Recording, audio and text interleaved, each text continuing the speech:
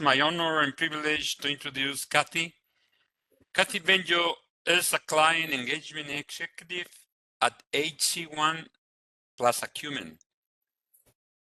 There, she and her team of tenured lab experts assess the performance of hospital and commercial laboratories relative to their peers, recommend and implement operational efficiencies, improve quality and service results, and drive bottom line margin improvements.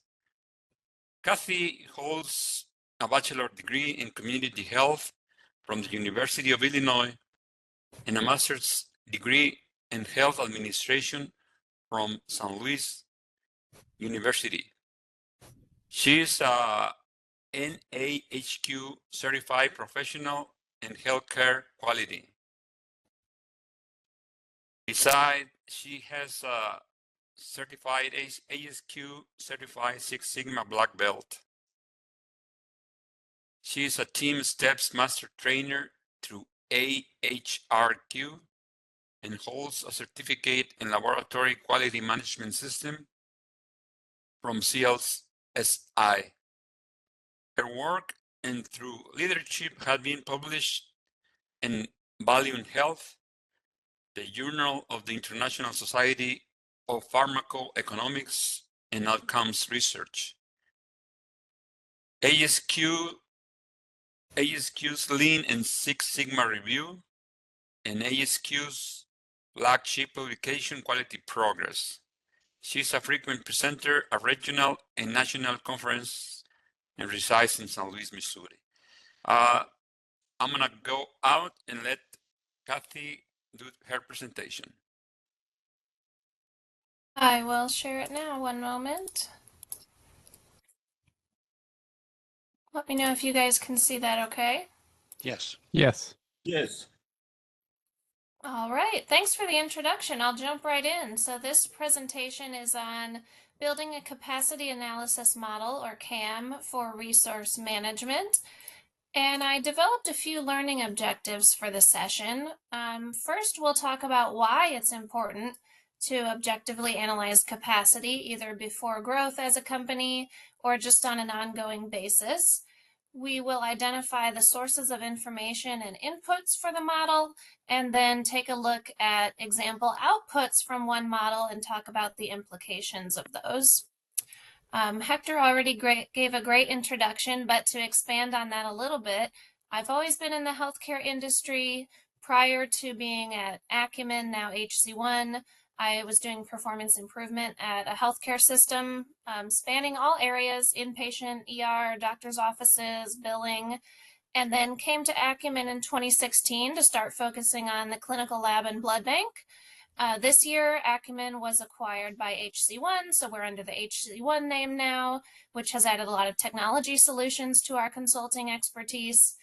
And I'm also in a little bit of a new role, even since we planned on this discussion. I'm currently serving as the Vice President of Lab Operational Excellence for HC1. Let's jump right in. So a little bit of background on the case study we'll be talking through today. This was a customer reference lab. If you're not from the clinical lab industry or maybe even healthcare at all, if hospitals don't perform a particular test in-house, then they will send that testing out to a reference lab to be performed, maybe because they don't have the expertise or the equipment, or maybe it's more effective cost-wise to send it out. And so this was a reference lab that was operating over 50 labs across the country. And they wanted help with identifying a tool that would enable them to increase margins through growth. And the goal was a system to monitor volumes and establish labor standards across like labs while they expand their services, whether that be organically or through acquisition. And so leadership wanted to assess the current state of their labs, including testing capacity based on size and type, and then also have a tool to continue updating that current state over time. And so our team came in to observe workflows, to identify the current volume of testing being performed, to collect staffing levels, and we created the capacity analysis model and applied it to that data. And so this presentation is going to review the approach that we took to that model as well as the findings from this example organization. So first of all, why is it important to objectively analyze capacity before growth as well as on an ongoing basis? Well, first, knowing the current utilization of resources, whether that be workforce, machinery, technology, helps you determine if there's enough capacity to handle growth without compromising quality. And in addition to avoiding compromised quality, organizations also want to avoid overburdening their resources, which could lead to burnout. A second reason to understand the current utilization is to identify any underutilization of resources. This would allow the business to either better utilize them or maybe reallocate them to another area. But ensuring that resources are used optimally is obviously more cost effective, and so therefore it maximizes profitability. And identifying areas with growth potential today would allow the organization to minimize their additional investments. A third reason to analyze capacity is that it might identify some process bottlenecks or constraints, and it's likely beneficial to improve on those before scaling up. For example, maybe cross-training additional staff on a particular task. And overall, understanding the current utilization allows a business to make more informed decisions about how to manage growth effectively, which is really crucial for a successful and sustainable expansion. So our team conducted interviews with leadership at several example labs from this organization. We talked with leaders, other key stakeholders, collected data, performed on-site observation to get some descriptive information about those representative testing sites. And to supplement the on-site observation, in most cases, we also had staff members keep logs to capture additional activities and volumes and cycle times. And so the inputs to the model from those sources of information were the volume of lab testing being performed by type, any non-testing activities that need to be completed, the hands-on cycle time to perform each activity, and the on-bench staffing information. So it's really important that in addition to the testing itself, we captured those non-testing activities. Those are going to be things like doing daily maintenance on equipment, running QC, even things as simple as taking out the trash every day, any activities that staff are expected to perform outside of their primary objective for the customer, because we wouldn't be gathering an accurate picture if we didn't include those activities. So if you're thinking about doing something similar for your organization, think about what those other activities might include. Another thing that was really important was to only capture the hands-on cycle time, right? If I'm a med tech in the lab and I'm loading a specimen on an instrument and then I'm walking over here and doing something else while the machine runs, I don't want to double count that time because that would also not give us an accurate picture. And then another call out here is the on-bench staffing is what we're considering here. We are answering the question, how many people does the leader need to staff on the bench today? Not looking at leadership, managerial activities, not looking at people who are on PTO, but the number of people to staff to the bench. We also included a 5% buffer to account for anything that couldn't be quantified and just overall to make the model more conservative. But really the intent is that all of the activities would be measured and accounted for. So in theory, a large buffer shouldn't be needed, and we'll talk a little bit more about that buffer later on. Another thing that we collected information on was the current turnaround time, as well as some other key performance indicators. What are their goals? How is their performance toward those goals today? those were important countermeasures because while they're not an input to the model directly, it's really important for those who are using the model to collect and understand that information so that we can make sure any recommendations we give wouldn't negatively impact these metrics. Now, fortunately, these labs were already performing in alignment with their turnaround time goals for hospital customers, which is a great thing. And we felt that our recommendations to optimize utilization would not put that in jeopardy. But for your organization, similarly, think about what other metrics might be important to understand and at least take into consideration while you're focusing on efficiency. So we collected all this information over several days for each of the locations. And to make things simple and consolidated, we converted that to the average weekday so that we could, again, answer that question for leaders. On a typical day, how many people do I need to staff on the bench today? Most of the labs that we visited were either not open on the weekends or they had very, very low volumes on the weekend. And so including those days would have skewed our numbers quite a bit. If you're working with an organization that does operate on the weekends, consider whether volumes are vastly different on those days, and it might be valuable to almost go through the exercise twice to look at typical weekday and then to look at typical weekend separately. The output of the model is what we call the CAM index, and this is the number of hours as the number of hours of work as the numerator and the number of hours of staffing as the denominator, and we use those to create a percentage representing the utilization on an average day. And so high utilization would indicate very little room for growth, at least under the current staffing levels. Low utilization would indicate a lot of room for growth. So for example, if a lab had a CAM index of 75%, we're saying that is 75% utilization and 25% of their time is available capacity. Getting a low utilization number in some cases might feel like a bad thing. That might feel like we're giving bad news. But for an organization who's looking to grow but minimize their investment while doing so, it was actually a good thing for them to learn that several of their labs had a good amount of capacity that they could fill with new growth. In addition to the numerical index, we also created 3 buckets using the terms minimal or low, moderate or medium, and then significant or high capacity in comparison to peers. Again, significant capacity would indicate a lot of room for growth in volumes, whereas minimal capacity would indicate less room for growth in volumes. And a few things to note that were not in scope for us as a third-party consultant to identify.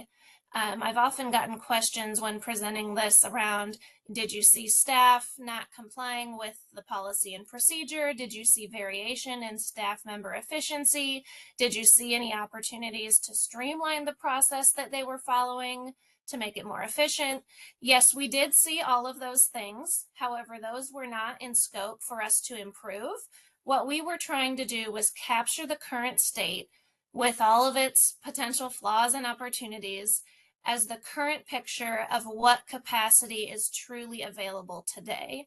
And fortunately, the organization had a very capable process improvement team who focused on those types of things. So before we show the model itself, I want to share a quote with you. It says, "Simplicity is the ultimate sophistication," and this is attributed to Leonardo da Vinci, and it means that achieving true elegance and refinement often comes from stripping away the unnecessary complexity and making the simple design the most sophisticated one. So this is not a complex model with artificial intelligence. This is a model that is in Excel. It was really key as a goal for us that lab leaders would be able to use this tool going forward without any special statistics training or without learning a new platform. If you have data scientists at your disposal in your organization to do this type of work in a different way, that's amazing, but this client did not, and most labs don't. And we didn't want to leave them with a fancy tool that was never going to get touched again. The tool has no value if it doesn't get used. And so our goal was to keep things simple while still capturing enough information to be valuable. So here's a picture of the model itself, just one example, and I'll walk through this. Again, in Excel, any of the cells that are colored in would be where our team, and then in the future their team, would fill in numbers. And so again, we're looking at the average weekday work, and there were basically two buckets of lab testing that this organization performs, and we'll call them patient testing and donor testing. The patient testing, we captured the average current volume as well as the average current hands-on cycle time, multiply those to get the total amount of time spent. And if any of you are familiar with clinical labs, you may know that in a hospital setting, a lab is putting out hundreds or even thousands of lab results for patients every day. This being a reference lab that's performing very complex testing, the volumes were much, much lower. And so our team had to kind of readjust to what level of numbers we're looking at here. We found that in the average day, they're actually only performing, at this example lab that's shown right now at least, 1 or 2 patient tests per day. And for each of those patient tests that are performed, there were additional steps for QA reasons for them to do a self-review, a final report, and a final review. So every time they perform a test, they had to do these additional steps as well. And so we captured, that volume the same, and then the cycle time to perform those activities and added that into the total time. Now for the bucket of work called donor testing, there are many different tests that might be performed, and each of those have varying volumes each day, and each of those are a different process that has a different cycle time. And so we had to capture each of those individually in just different rows here in the table. So again, for your organization, any process that has a unique volume and cycle time basically needs to be a line item in here. Multiply those to see the total amount of time spent on donor testing. And then we have those non-testing tasks. Again, really important to capture those. This is a very small lab, and we found that when we added up the time spent on non-testing activities that were still required every day, it was almost a full FTE that was spent on those activities, 6.4 hours per day. So we add that to the total. We have our total hours of work. We have our 5% buffer that bumps that up just a little bit. And then we compare that to the average weekday staffing.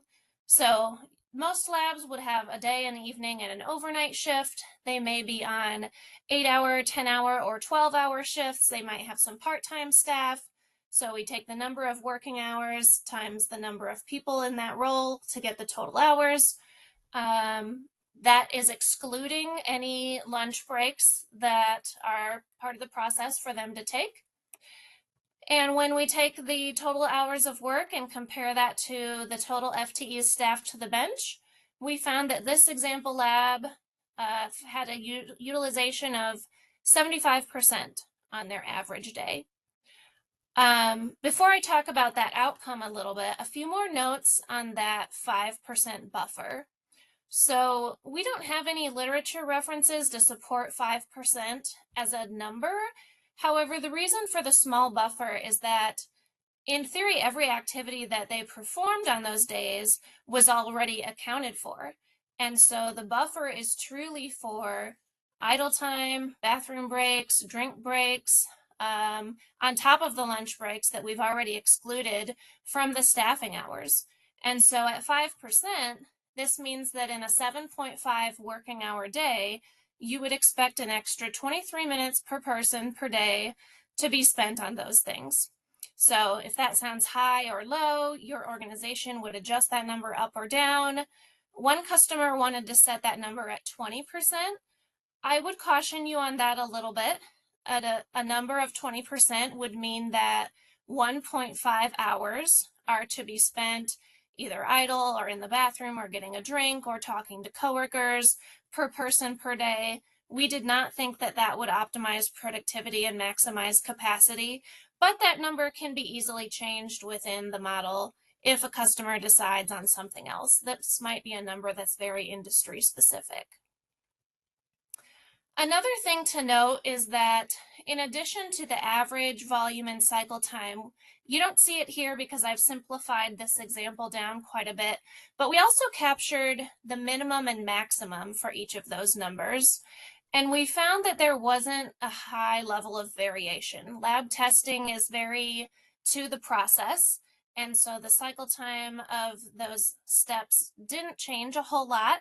But if you do have a highly variable process, you might want to calculate something like on a slow day, we're at 50% utilization, but on a busy day, we're at 80% utilization, for example, to get a bigger picture. So this example lab, we see they're at an average utilization of 75%. Maybe we put some color coding in here and say that that would be yellow or kind of moderate in terms of performance compared to their peers. That gives us a snapshot of the current state as it stands today. But the next portion of the model is what we call scenario analysis, where we want to be able to consider increases and decreases in different activities and how those impact the overall utilization. So for us, it was important to measure patient testing and donor testing separately because those might move in different directions or at a different rate of change. And we could use this to consider things like, what if we saw a 20% increase in patient testing through growing our hospital customers? Or what if we decided to consolidate all of our donor testing to just a few or even one location, therefore removing it from the other locations? What would that change look like? So without having to have a lot of Excel skills, leaders can plug in numbers up or down, and then it just repeats the table here to do the calculations and give you the new utilization in that future scenario.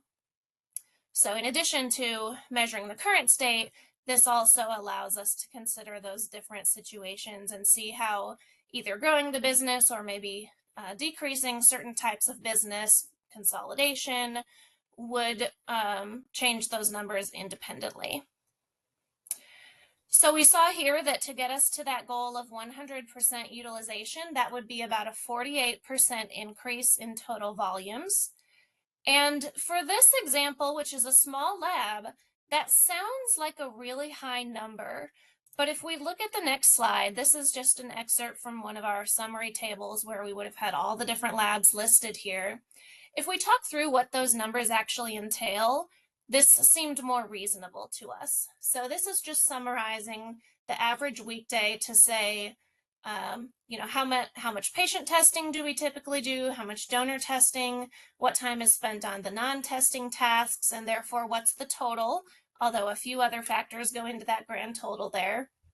Comparing that to the staffing, what's the current utilization, and then what is the percent increase that would bring us to that goal of 100% utilization? In this case, it was 48%. But what does that really mean? What we were saying to leaders was that's a difference of going from 1 or 2 patient tests per day to 2 or 3 patient tests per day. That's a difference of going from, the donor testing is actually measured in terms of batches. That's a difference of going from 8 or 9 batches of donor testing per day to 12 or 13 batches of donor testing per day.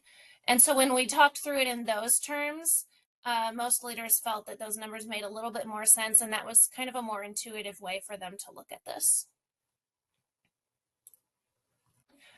So for processes that have a single phase, the model outputs a single index like we just looked at. For example, in a lot of labs, a specimen would be received in, tested, resulted within a single day. But for processes with multiple phases, like sections of the lab that might have a 3 or 5 day process, the model can also be modified to output multiple indices, one for each phase. What you do is basically repeat the table 3 times out in your spreadsheet to the right, and then look at each staffing group and each body of work individually. So again, this is useful for identifying process bottlenecks or constraints in terms of staff groups where it might be beneficial to train additional staff on a particular task, level loading if possible. So this is an example from molecular lab testing. The pre-analytic or specimen handling phase of the process would include usually things like receiving the specimen in, scanning a barcode on the label, which brings it into the electronic computer system, perhaps spinning that specimen down in a centrifuge if that's part of the process. And all of that can be done by a lab assistant. And when we looked at that phase of the process, we found that they were actually over 100% utilization. Every day at this particular example, staff members were not getting through every specimen that had come in that day. Some were carrying over to the next day. And we had been talking about whether the team felt they could increase their volumes, and most had said, no, we don't have enough med techs for that, or maybe we don't have the equipment for that.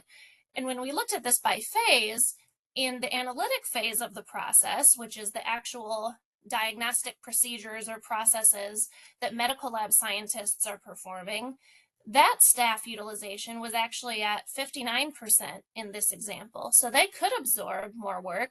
We also looked at equipment capacity within this phase of the process. For example, you might have a 96 well plate going into an instrument.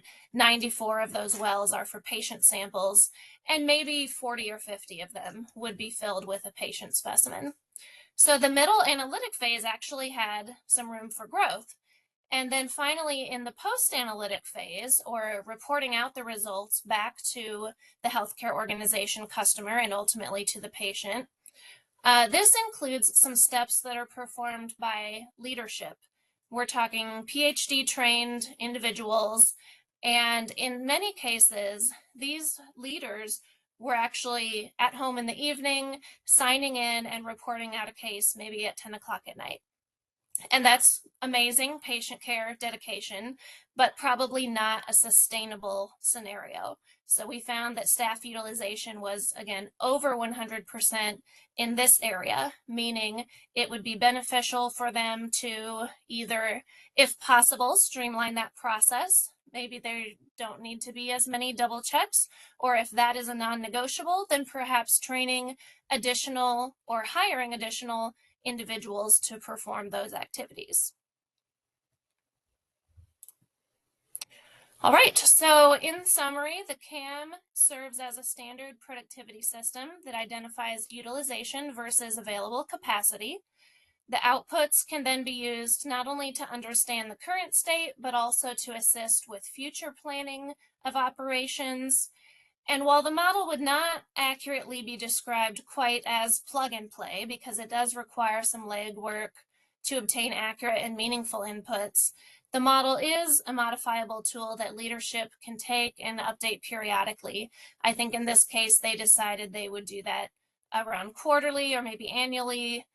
There are a few limitations to this model. I think the ability to capture variation in volumes is one of those opportunities, as well as variation in cycle time beyond just that average weekday that we looked at, though its simplicity was beneficial in many ways. But we know, as Eli Goldratt calls out in the book, The Goal, variation in process time, per the theory of constraints, can have significant negative impact on overall performance. So if anything, I think that would be one opportunity to expand on this. These are the learning objectives. I won't read those to you again, but hopefully you feel like we have covered each of those.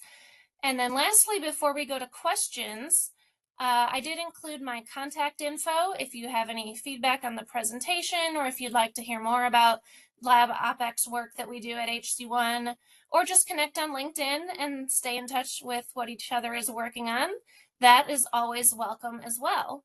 And in fact, I did want to include a little message here about an upcoming webinar that we are also doing as an organization. I'll be joined by two of our experts in lab operations and in lab technology, and we're going to be talking about some of the challenges outside of just efficiency, like we talked about today, but some of the quality and cost challenges that labs are also running into today and how to address those. I will put the registration link for this webinar in the chat so that you have it, and any of you can feel free to join us for this. So let's go to questions. What can I clarify, if anything, or if anybody is doing similar work in their organization, I'd love to hear about that as well.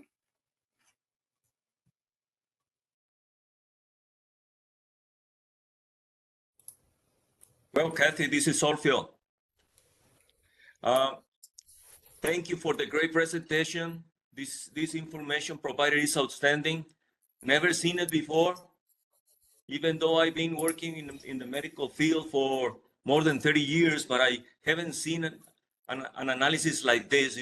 Thank you very much. You're very welcome. And I'm trying to get the chat here. It's not letting me share the link.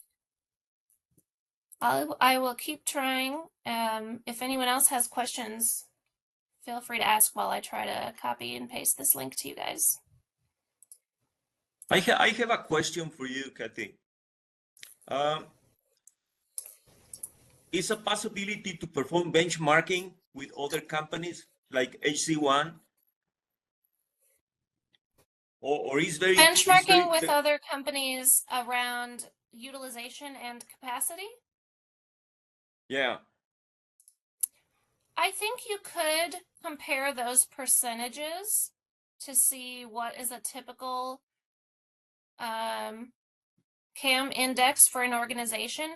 I think you would probably want to group organizations by industry, because I don't think we would necessarily have the same expectations across the board. But I think if every group followed a similar process, yeah, you could compare those numbers to each other. Okay. I'm asking you because in the medical device umbrella, is benchmarking is not easy to perform because everybody is is covered, right? Yeah, it's not easy to perform this type of work, and the benchmarking would be an even greater effort to get multiple organizations to do the same thing and be willing to share information to compare with each other. That would certainly be an effort, but I think it would be a valuable one. Okay. Excellent. Thank you. And I did get the webinar registration link into the chat, so if anyone's interested, feel free to join us for that. Thank you, Kathy. Sure.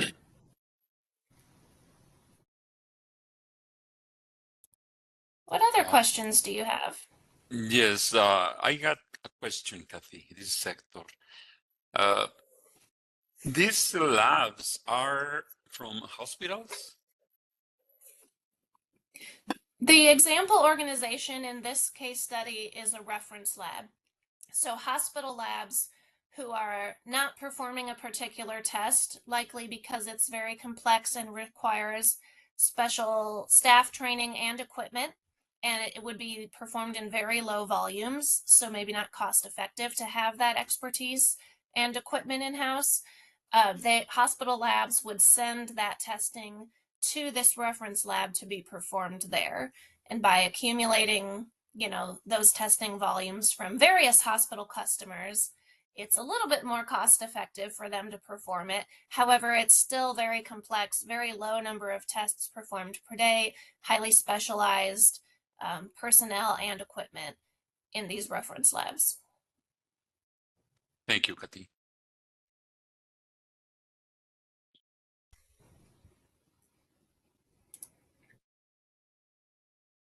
Kathy, I have another question, if you don't mind. Yeah. How quality is measured exactly in this kind of environments?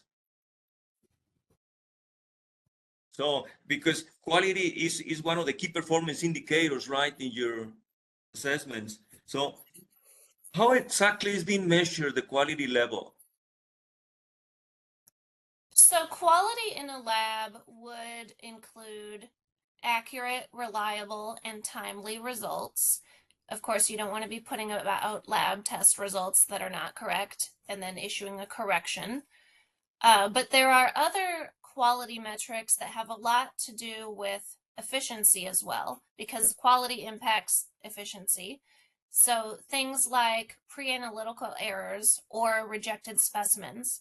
If you draw a sample from a patient and it's too short, too low of volume to be tested, or it clots, or it hemolyzes, or God forbid, there's a patient identification error where we put the wrong barcode label on the wrong specimen and we're confusing patients. Many of those things happen on the front end among lesser trained staff. Phlebotomists are a very challenging group to staff a department, very high turnover there. They can make more money going to a fast food joint down the street than they can sticking patients with needles in the middle of the night.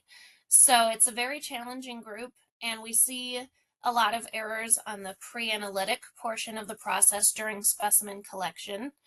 In the lab, some quality metrics, one key one would be contamination rates.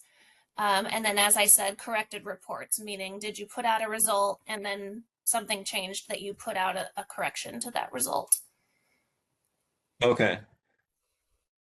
Excellent. So those are quality metrics, and then Mhm. service metrics, meaning turnaround time, are also Right. very key in the lab. And we would measure each of those individual time stamps. What's the time from order to collect, from collect to the specimen being received in the lab, from received to result. And then if it's a critical result that needs to be called to a provider, then we would also measure the time to call that critical result after it's been reported out. Okay. Great, thank you. Oh, the downtime is also one of the key performance indicators, right? In the downtime in the equipment. Downtime is key to look at. You're going to have some equipment downtime. I mean, what you can plan around is making sure that you're doing your daily maintenance in QC at an appropriate time of day. You don't want to do that during the peak busiest hours of the morning, right? You want to schedule that in your lower volume hours, but there also might be unplanned downtime where something just goes wrong with the instrument because it is a machine, and that can have huge impact on turnaround time if that happens during a peak time of the day. Okay. Makes sense. Yep. Any other questions from this group? I appreciate them so far.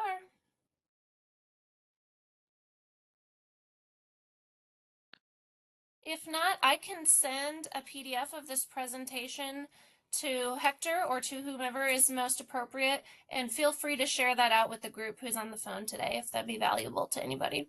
Thank you, Kathy. Yes, please send it to me. Okay, I will. Thanks, Hector. Thank you. Yeah, send it to Hector. Okay. All right, Kathy.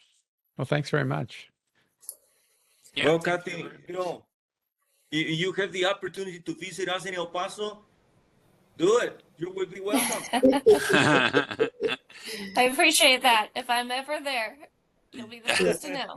Yeah, you need to come down and see what El Paso offers to you. Yes. Yes.